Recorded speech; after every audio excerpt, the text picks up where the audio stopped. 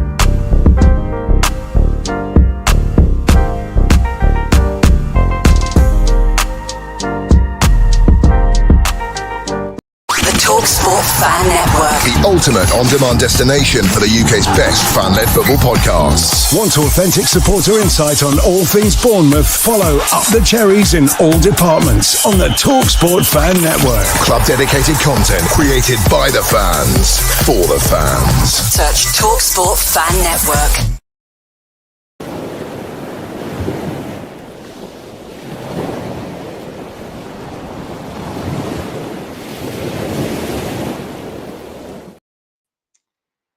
Good morning, good afternoon, and good evening, Cherries fans, wherever you are watching around the world. Welcome to Up the Channels and All Departments AFCB YouTube channel and another version of Cherry AM. Good morning, Malcolm. How are you doing?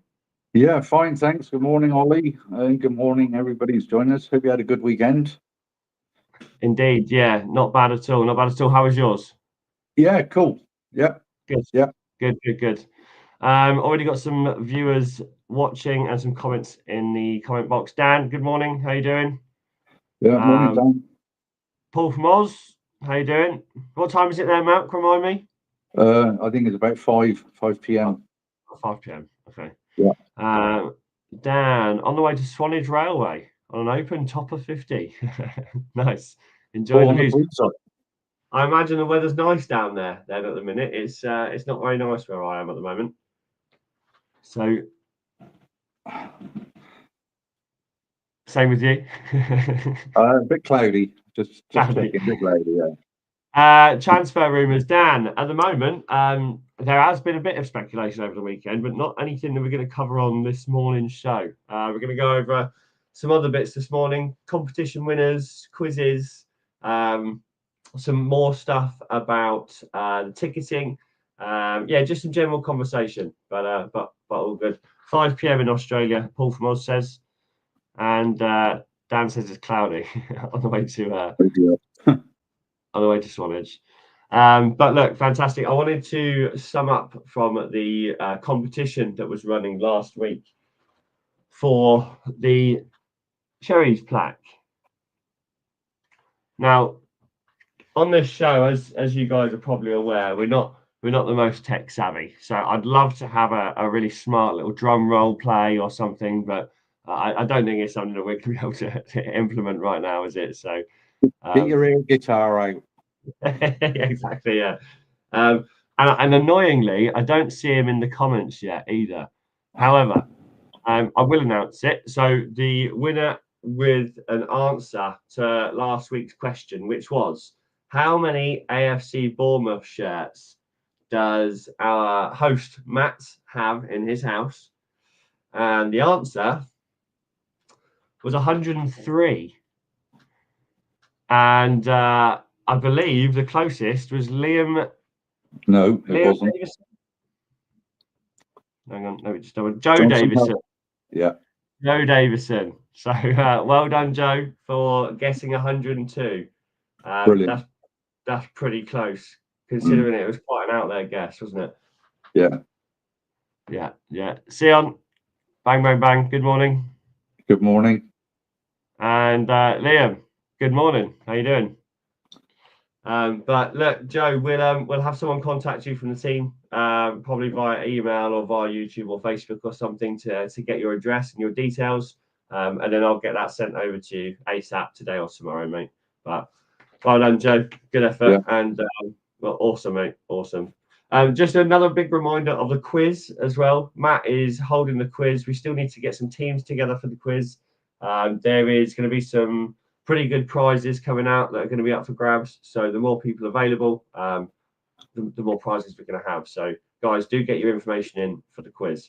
But look, something I wanted to discuss straight away, considering we are almost a month away from Premier League, we've got a lot of pre-season games now coming into play, and tickets went on release, right? So explain what happened over the weekend or yesterday, Malcolm. Yeah, so yesterday actually, it was very strange because you contacted me and I was literally on the computer, dived into AFCB to book a global ticket. Obviously, living outside the UK, I would have no chance of whatsoever getting a ticket. I mean, the system you have over there, I'm clueless. I really, no idea. But obviously, a global ticket means literally what it is that you can apply. And it actually came up yesterday to be able to buy one. So you pay for a fee. You pay a fee for it. There is no guarantee of a ticket for a particular game, but you can apply for home games, away games, whatever. And included in the price, there is a 10% store discount, which is useful because I like to buy stuff now and again. You get a scarf and some other bits and pieces. There's a monthly newsletter, shipping voucher from the superstore, which is also good because postage costs are stupid. Access to prize draws and competitions, invitations to exclusive members-only online events, and exclusive offers on hospitality packages, which is not a bad deal. I suppose if you really want to know, the ticket costs £45, which, to be honest here, it's okay. That's not bad. And I'm not, bearing in mind, I have to travel. So, to go and watch a game of football could be expensive. But I'd be happy to do one home game and one away game if I could this coming season. Sure. I'd be more than happy with that. I wouldn't be daft enough to maybe go for one of the top three games. Say Liverpool, Man City, Arsenal as an example, because they'll probably have next to no chance. So I have picked one out already. We'll just see how that works. Yeah. So, and do you still manage to pick up points if you go to games? Like, how does it work for you? I don't think, because it's global, I don't think we actually come into the category with point systems. Right. Okay. All right. I tried to have a look at it, but it was like reading Chinese to me. Different categories and so many points, home, away, or whatever. It's here. It's all beyond me. But they've obviously go week in, week out. They know the score. They know what they have to do. But it was odd because when I actually logged on, because I registered with AFCB on the internet, and then when I went to ticketing, it told me to log in again. So I logged in again, and it said that my data wasn't valid. I thought, what the hell's going on here? So I basically had to re-register. And then I got the information that I'm already registered. So there wasn't conflict. And I did note, I think it must have been a couple of weeks ago, and people have actually mentioned this, that there was a few gremlins that need to be sorted out online. Yeah. But apparently it's all up and running now. So, yeah, good luck for those that want tickets and, go for it. Yeah. Yeah, I believe, just touching on what you said there, I think there was a couple of issues with people reevaluating and reassessing their current online status, their current ticket systems. And I think that's because there was an update from Cherry's side with the ticketing system online. Mm-hmm. I think what that did was it pushed everyone's logins out, so they had to almost recreate logins every time they had to log in the first time, if that makes sense. So yeah, it's an issue that I've heard quite a few people have in regards to logging in, Malcolm, but not something I've heard of before with the global ticket. That might be something that I actually go and purchase as well, which is an interesting one. So I appreciate you letting us into that info, mate. Yeah, well, if you click on, when you go on the website, just go on tickets, and it throws up everything. Just scroll down and take your pick. Nice. It's very easy to do. Yeah, good. Dan, when is the quiz? It'll be a Thursday evening. Just once teams are confirmed. I believe it'll probably be at the end of this month, maybe the start of August. But yeah, the big thing is making sure that we get the teams confirmed first. Morning, Chris. Morning, Chris. And also morning to Matt as well. Hi, us Matt. in the chat. How you doing, Matt? Sion, has anyone ever worked out how much it would cost to go to every game? Obviously not pre-season, but using Club Coach. I haven't. It could be something that we bring up on another show. I know that we're going to be discussing a few things in regards to competitors and squads that we're going to be coming up against, maybe different grounds that we're going to be going to. So we could bring up another ticketing thing or how much it would cost to go to away games in one of those. But no, in answer to your question, Sion, I don't think anyone has. But by all means, you can go and figure that out and let us know. That'd be great. Paul from Oz says hi to Matt. Matt, the quiz, Dan, will be a Thursday evening. It'll be confirmed once we have two teams. If it's the Big Cherries quiz, you mean? Yeah, that'll be the one that he means, Matt mentioned this morning straight away on the show. Looking forward to welcoming you on Cherry AM on Friday. Paul from Oz. Yep, we're all excited about that. Yeah, it's going to be very exciting. Sounds good from Paul. And I had to sort my supporter numbers, etc. this weekend. Nightmare. What do you mean by that? Does he mean because of ticketing? I'm not sure. Matt, give us a bit more info there. I'm interested to know what you mean. But look, I just wanted to keep touching on the ticketing before we continue and move on, Malcolm.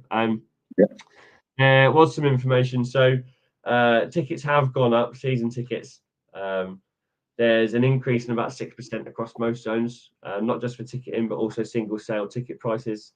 The adult seats for the season ticket have gone up to about 674 quid. That's not that bad, really.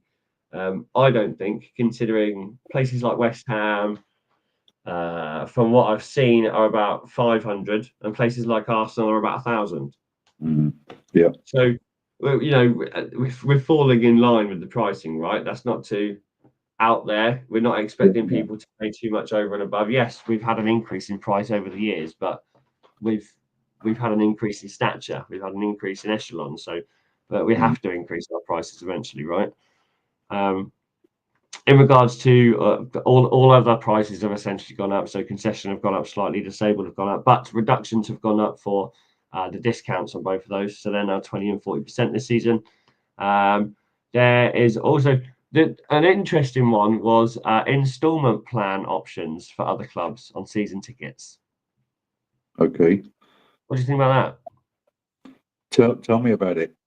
Well, I just think it's a bit strange. In my opinion, I think if you're a football fan and there's an amount of season tickets, say for Bournemouth, for example, probably got what 7,000 season tickets out of the 11,000, or maybe less than that. Okay. And if you allow people to then pay on a payment plan, that's not really very fair for the people who are ready to spend their money on a season ticket every single year, is it? Yeah, it's a difficult one, isn't it? Because everybody's situation is, it's individual, isn't it? So I don't know. Yeah, I mean, if I couldn't afford to pay for a ticket straight off, and they offer me the chance to pay maybe 3 or 4 installments, then I'd say thanks very much. Yeah, as I'm sure most people would. I guess from my point of view, if I didn't have the money at the time, I would have spent all year saving my £5 every week. I'd have been ready. I'd have been at the front of the door, ready at the start of the queue, just in case. But no. Maybe that's just me. The SeatGeek partnership. So that renewed last month for Bournemouth. So that's the digital ticketing platform, which was the issue as to why people were having issues renewing their tickets over the season and last season. So SeatGeek is pretty good, but the transaction fees, as I was mentioning earlier to you, Malcolm, has changed a little bit.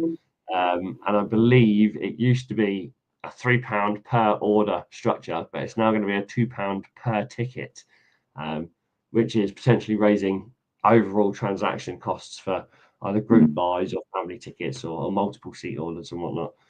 And that's admin charges. They never used to have admin charges, you see, so that's why a lot of fans are kicking off a little bit. But it is what it is. Cool. So that's ticketing. I just wanted to make sure that everyone had an update because we had a big update over the weekend. Now we're going to be discussing very minorly again because he didn't make an appearance last night. Is the Gold Cup final, which was between America and Mexico, wasn't it? Yeah. And that was Adams and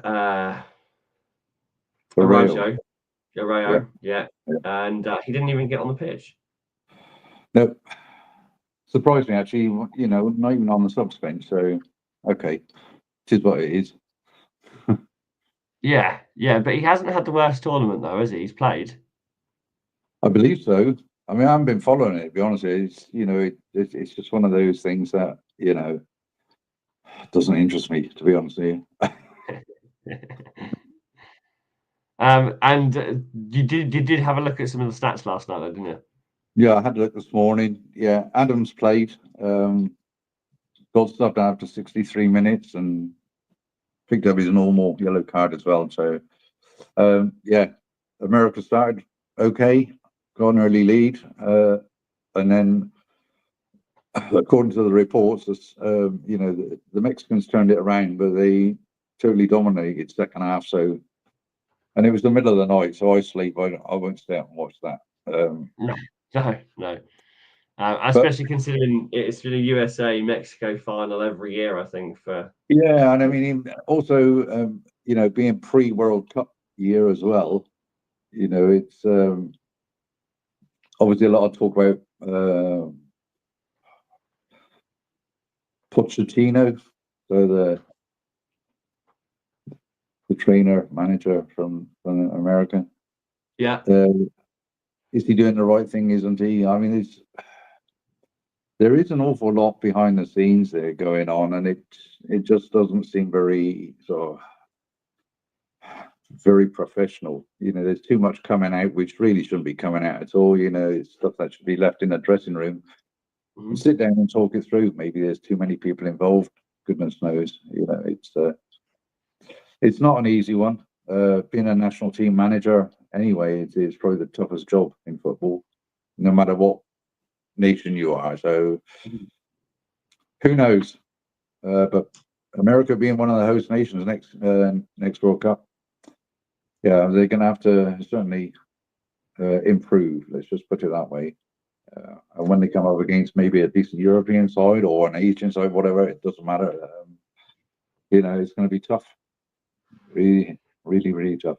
But hey ho. Yeah, he's never had it. He's never had it easy, has he, Pochettino? No. It doesn't take on the easiest of jobs, does he? But no. No. And you said is that next year? Next World Cup in America? Is it the year after? It's 26. 26. 26. Yeah. So okay. This coming at the end of the coming season. So yeah. Nice. Right, I'm just going to hit some of these comments. So Sion was a season ticket holder in League 2 days, but didn't have money to carry it on till beginning of the Premier League season, and I've never been able to get a season ticket again. So annoying. Mm-hmm. Yeah, I can imagine. I can imagine for local people who have been and watched the club over the years, an influx in interest is, it's going to be frustrating, especially if you still live in the area and you struggle to get a ticket for sure. Dan, who won? I believe it was Mexico 2-1. Yep. Yeah, Mexico. Thanks for confirming, Matt. Any news on incoming to AFCB, Chris? Yeah, so we're gonna cover this off either tomorrow or on Wednesday's show. Me and Malcolm are your host and co-host for the whole week, other than Friday, when I believe Matt's got a special guest from Australia. But look forward to that show. Matt, good to see the club are in talks with Marcus Senesi in the Daily Echo, so a reliable source. Yeah, really good. And again, something that we might come up in tomorrow or Wednesday's show, Malcolm, when we go over competitors, different challenges that we might come up against in the first half of the season. Squad developments from the other side of the water, but we'll see. David DaCosta, good evening, guys, from Melbourne. Evening, David. Matt, evening, David. Nice to have you join us again. Hope you're well. Dan was a season ticket holder in the George Webb League. Young Dave from Melbourne. There's Paul from Oz. Good day. Both welcoming each other. And then Sion again. Thought it would be annoying losing Zabs, Dino, Kirkes, etc. I don't think it will make a difference with Iriola staying, as you come to a club like ours and it's expected. Yeah. Go on, give me your response on that, Malcolm. But just reading very quickly and trying to get my brain cells functioning. At the moment, there's no news on Zabs, is there? So not yet. Which is really odd. I don't know if you guys saw it. First day back, there was a little video back in training, first day. Oh, interesting. It's I good. haven't seen that. Have a look online. It's quite amusing, actually. Okay. Where you see some of the players coming back, and I'm just thinking to myself, crikeys, I'd forgotten about them. Because obviously they've been out on loan. Meps and Travers, etc. And then you see Phil Billing walk. I wet myself. I'm sorry. It was just so funny. But I'll leave you guys to look at it. But it's good. Yeah. So they're back, and even Zabs was there as well. So it was really good. Brooksy, all these players that have been linked to moves away and everything, but they're all coming in. So it's obviously they still have their job to do. It's going to be tough the first week or two to get them up to speed, and then see where we go from there. Yeah, but nice little video it was, actually really good. Good. Yeah, I'll have to make sure I go and check that out. Yeah, for sure. Yeah. Yeah, I mean, look, we haven't lost Zabs yet, Sion. Dino and Kirk, as you're right, is gone. And it will and it won't make a difference, right? Of course, anything that changes from now on is going to make a difference to the last two seasons we've had, because we've had an exceptional last two seasons. So we're going to consistently be comparing, aren't we? We might have found that we've taken a step back this season, and it might be a struggle again. However, there's a long-term plan here, and I think this is all happening for a reason. So I struggle to sit here and be pessimistic. How often do we say that? Well, often. Often. That's what I mean. I'm old school, and I've been through some pretty dire times with the Cherries, So, but what I see now is just like you say, just positive. Take it one step at a time. The last two seasons have been excellent. Mm-hmm. It's stuff that dreams are made of for a club of our size, and I don't see any reason why we can't go again. Even with different players, the system will be there. So let's go for it. Couldn't agree more. And I don't know about you, Malcolm, but as the days progress and as we get closer and through July, it just gets more exciting, doesn't it? Yeah. Finally, the season is almost here. But a little bit of time left. A little bit of time yet. Sion, doesn't mean we don't have ambition. Absolutely not. Yeah, I think we've got all the ambition that we have at the moment, haven't we? I think it will take a lot to slow our ambition down and our view and our path that we're on. I think it'll take a real, rock in the path to stop the journey that we're on at the minute. So yeah, I think ambition's the key word there. Matt, remember George Webb, young player, didn't make a first appearance though, to my knowledge, during our -17 era League Two promotion time under Eddie, I think. Interesting. I don't remember George Webb personally, but what I'll do is I'll come back to George Webb in tomorrow's show. I'll do some research tonight and see if you're right, Matt. Good to see Lewis Sinistera back on the training field. Yes, definitely. A player that I like and I'm very fond of. I think he should have had much more time on the pitch last season, but hopefully he gets more this season. With a good man keeping him out. Yeah. Sion. It's just we aren't a big club, and we wasn't one when he signed, and Iriala would be realistic. Yeah, look, it's true, and I think sometimes we get in over our head a little bit, but why not? Why not? If we want to play with the big boys eventually, why not think like the big boys now? Why not try and act and develop like a big team? There's no point attempting this like a smaller club, is there? Because we haven't got small dreams. There isn't a small vision here. So that's right. The progress with the progress with the training complex and now the stadium. Once you start putting a few more thousand in the ground, why not?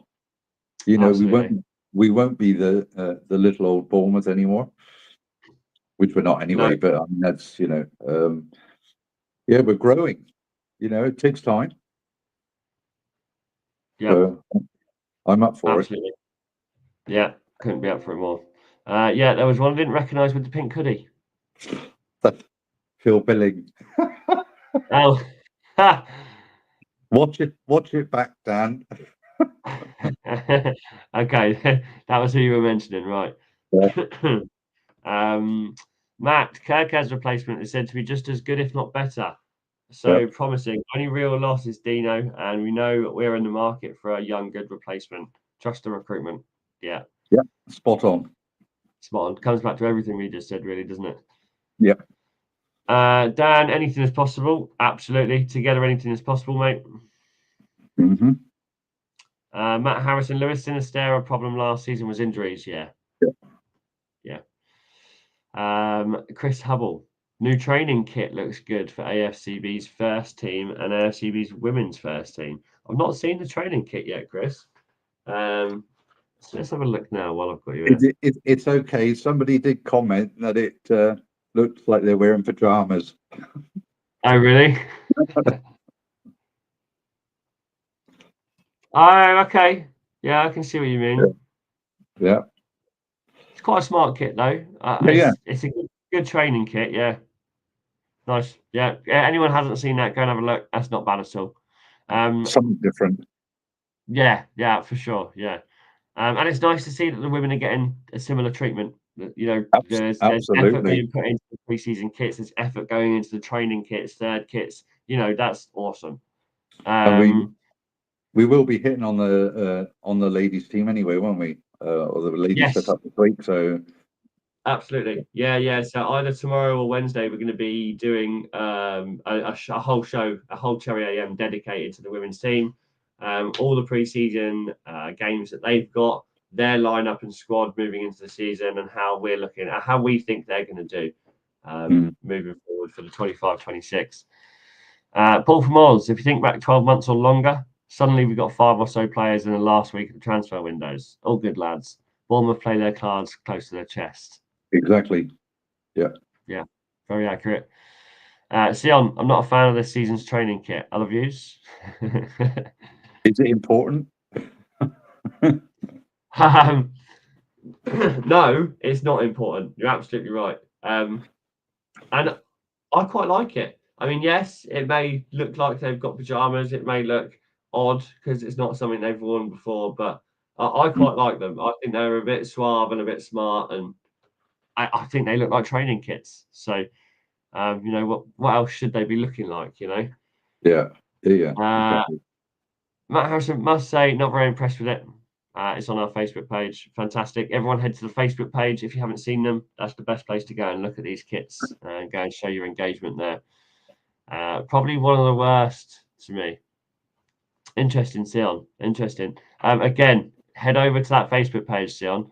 Start creating some engagement and conversation on that post about the kits. That would be fantastic. Try and get everyone's opinion on there. That'd be great. David DaCosta, one door closes, another one opens. 100%. Yeah, 100%. Matt agrees with you, Sion, and Matt also agrees with you, David. Dan Short saw Steve Cuss Saturday at Ringwood. Yeah, Steve Cuss. There will be some outreach to Steve Cuss and Russell over at development and female squads. We're going to see if we can get some of the guys on for a chat, but there'll be some more info about that moving forward. And guys, if you're watching, it'd be fantastic to have you on. But look, Malcolm, it was always going to be a relatively short one this morning. Yeah, that's fine. Oh, hang on, Sion. What Facebook page are you on about? That'll be our Facebook page, mate. So that will be the UTC IAD AFCV Facebook channel and Facebook group page. So there's two, I believe. Is that right, Malcolm? Yeah, if you go to the UTC IAD, just when you go on search and put that in on Facebook, and you'll see it pop up with our logo. Yeah. You're right, it's not important, but I think it's lazy from the brand. Completely agree. Yeah, completely agree. Sion, have we got the link? Yes. So Matt Harrison is in the chat at the moment. He's going to pop the links into the pages and the group there for you. So keep an eye on that over the next minute or so as we start to wind down and close down. But do get over to the Facebook pages, Sion. Do start creating some engagement and commenting on there, because I can see you've got a lot to say. So it would be awesome to have some of those opinions, creating conversations and topics on the page as well. But yes, as Malcolm said, we've got a number of different topics to come up this week. So we've got competitor build-ups, competitor squads, fixtures, how we expect to do in the first half of the season for the men's team and the women's team. A couple of things to look forward to. And as mentioned, a special guest on Friday's show with Matt. So please do stay tuned for that. If you haven't already, like, subscribe, and put the bell on. And yeah, go ahead, Malcolm. I don't know if this is going to work, but let's just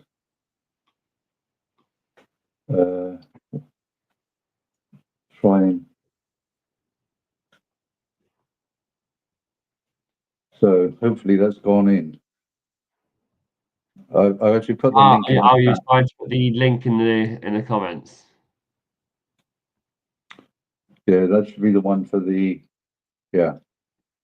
Perfect.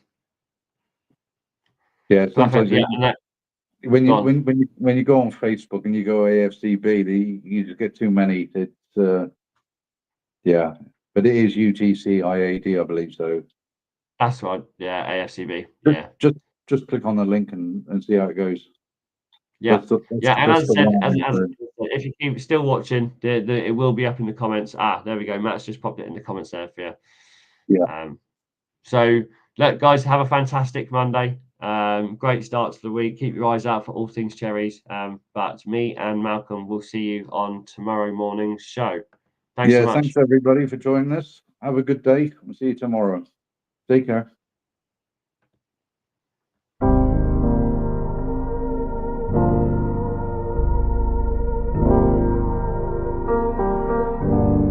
I should be like you, Mel.